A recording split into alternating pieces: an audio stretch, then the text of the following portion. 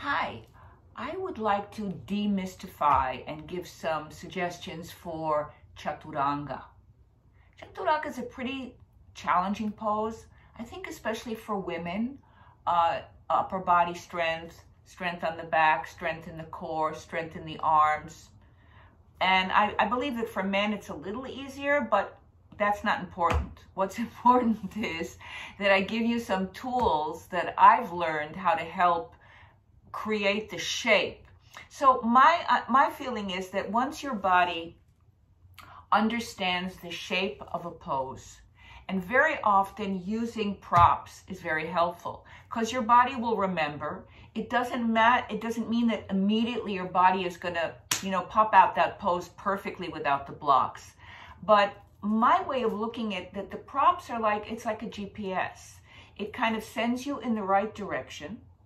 And it might take you a long time to get there, or it might take you a shorter time to get there.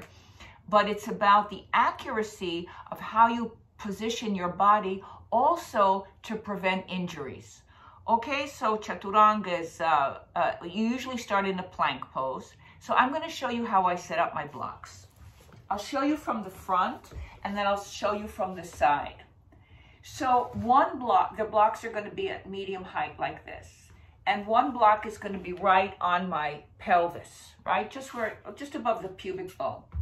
The other block, also medium height, is going to go right under the breasts, okay? Especially for women, you got to get your boobs over the blocks. A block otherwise is very uncomfortable. And this pose, once you use the props, is fairly easy. And once the body says, oh, this isn't so bad, maybe I could try this, you're on your way. So let me show you how I place my blocks. They're both on the medium height. And the first one, and I have some space between them, between my pelvis and right under my boobs, right? So I take block number 1 and I put it right on my pelvis. Block number 2 goes right on my rib cage under the boobs, so I'm not compressed. And then I take my arms in this 90-degree angle, Chaturanga, not here, because this would be more a cobra. I take them back, I hug in, and then you simply straighten your legs. I'm completely supported here. I'm not working hard, but I'm feeling the shape of the pose.